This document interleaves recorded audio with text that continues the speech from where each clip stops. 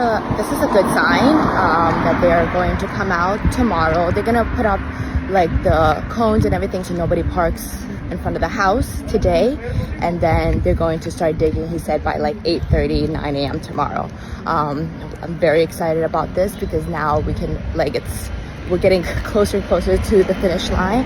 And you know, I was talking to my agent friend and how, like, you know, what our plan is for the Clinton sisters, such as in marketing and listing price and everything.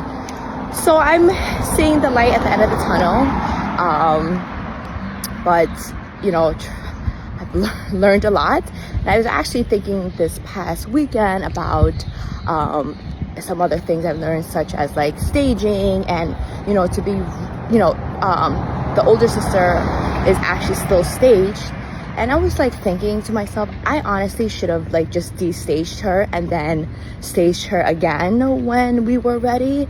But you know, our staging company, you know, were nice and they worked with us and they gave us a good price because they knew what was happening. But you know, I didn't want to de-stage her and then stage her again because I was like, you know, it's gonna be more work for everybody. But to be really honest, when I think about it, I really should have done that, just to try to save a month.